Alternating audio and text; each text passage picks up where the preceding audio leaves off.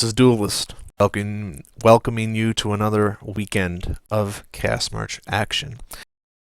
The 5th anniversary of first Living Legends public release was yesterday. Today we play a map that has not been played in quite some time, and for many of these players, it will be a new experience.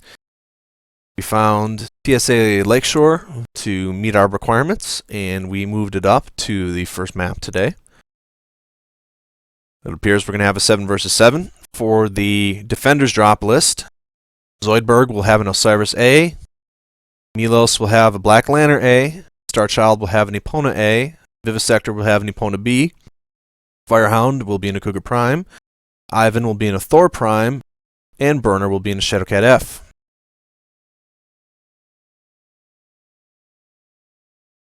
To oppose them, Palantir will be in a Thor B. Kill Them All will be in a Raven D. Chezer will be in a Cougar Prime. G. Paul will be in a Solitaire C. Silvercraft in a Uziel Prime. Merlin in an Epona C. And Mox in a Novacat C. You can see the two teams are not very far from each other at all. This bridge here separates them. In fact, I was playing earlier here, ladies and gentlemen. I was able to take my little BA right from this spot with an AC2 cannon and reach right here onto this hill and hit things. And as you can see, this hill is only a few hundred meters separated from the other spawn point. Therefore, this map can play very shortly. If the teams decide to go at each other, we could have action in under a minute or two. However, you can also see this map is rather large, and the playable area extends out to that ship there and runs a straight line along to the peninsula. And that water is deep enough to submerge a mech, but that's about it. And you can also see the rest of the playable area up to the edge of those hills and up to the edge of these hills. You can see one player pointed out to me there's a nice little car wreckage yard here. You can, if you want, I have gone up into this area when I was playing around here. You can go up into these hills, but as you can see, if you don't have jump jets, it's a bit dangerous. This is all out of bounds. Once you get to about here, it's out of bounds. And so this map, depending on what the Inner Sphere decides to do here, by the way, you can see there are flying assets, but they will not be allowed on this map due to the low number of players, 7 versus 7. And you can see that you can play this map a number of ways, and so it's very versatile. I mean, it looks very small and very straightforward, but depending on your strategy, you certainly can sit there and decide to play it. And so we're going to give this map a try. And if everything works out good, we will probably see it more often in the Cast March. User joined your channel.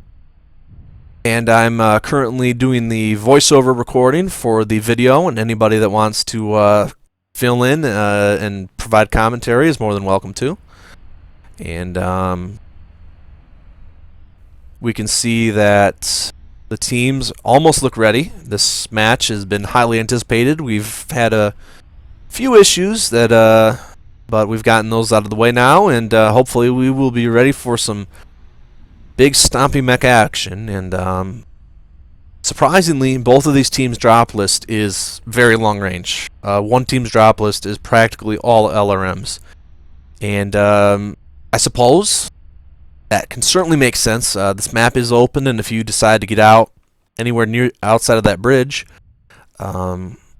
but I was surprised. I was expecting this map would largely be lasers and medium-range things. But there's a reason I don't build the drop list, ladies and gentlemen. I play sometimes. I provide suggestions if I'm not the supervisor, but this certainly will be interesting. You can see here, drop lists in this game, drop ships in this game look cool, but sometimes there's some issues. Like, for example, well, I won't spoil the surprise. You'll see it when they eventually start here. You can see that this team also has a number of LRMs, but you can also see that they have offset that with quite a few direct fire weapons. And once the mechs start moving, we'll know that we're ready for action. And it seems like a very interesting map to me because you have the water, you have the bridge, and you can play short, quick maps if that's your strategy. But if you decide to move out, you could run any number of strategies that you can think of. You could go very long range. If aerospace were allowed, you could utilize things from the air, and you could, even in theory, if you believed the team to go for the bridge, you could try a long time on this.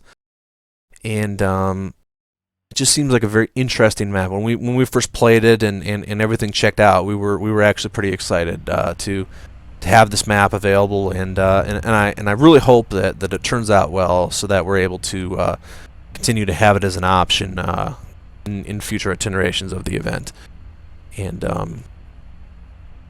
see that it's a coast map, so when we fit it into our environments of maps, it'll probably go in the coast directory. And I don't remember the temperature, ladies and gentlemen, but I don't recall it being very, very hot or necessarily very cold.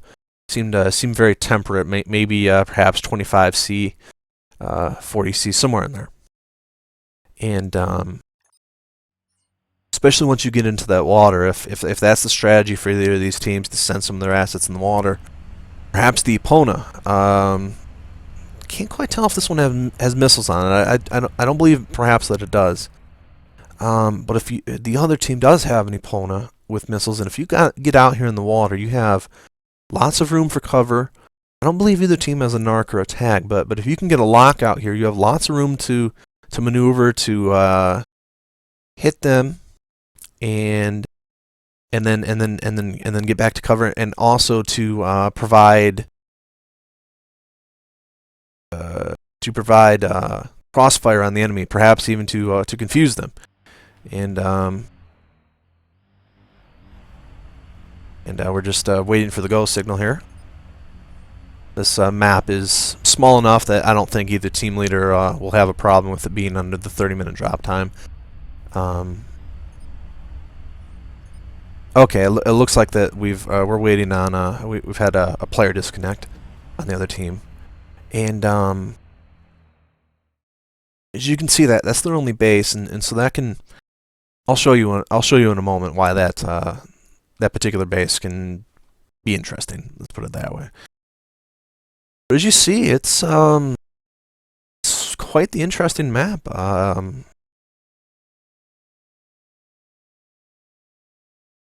Because either team, even though the clan might operate at a little bit of a disadvantage on this side, they can move along. Well, this is right along the edge. I don't remember if this is out of bounds, but they can move along the water to get into the large landmass here if they want to get in there to cover their approach. And obviously the inner sphere side can very easily move into spots in here. And you have a couple of these little little mini bases, if you want to call them that was moved to your channel. That provide cover. And I'm just recording the cast march video right now, and anybody that wants to comment on it may do so. And you've got these little bases that are really good for cover. So you can move. It's very easy in this map to maneuver from spot to spot and have cover, especially by the time you add in these trees, since you don't have to worry about aerospace or VTOL on this specific drop. It's just very, very many strategies. I'm very excited to see what the teams do here. And looks like that we're still waiting for that 7th player. We are approaching a time where we may have to restart the map to make sure there's enough time for the match. There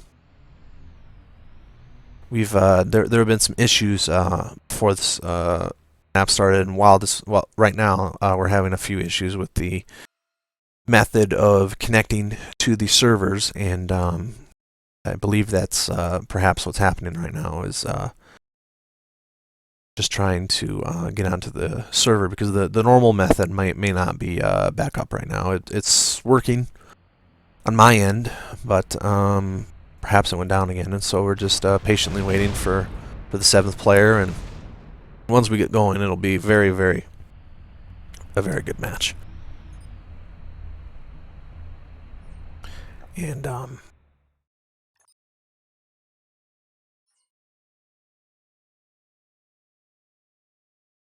you'd see that the water's not terribly deep, but that's actually an advantage for the mechs, because you can still get full cooling, and you can use this for stealth maneuvering. And you can come up on the beach here, and but it's also nice because it's not so deep. If you have a tall enough mech, you can stand there, fire off your shots and not have to worry about. See, once you get under the water, it can become a little bit difficult to aim, and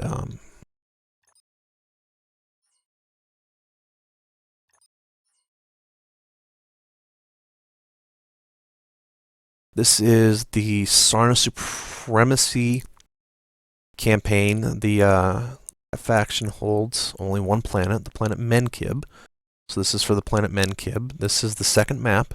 First of today, we played TSA Alshane last weekend, and the attackers were victorious. This is the best 3 out of 5 maps, which means that the first team to win 3 maps is either... Removed. Duelist, we need a replacement.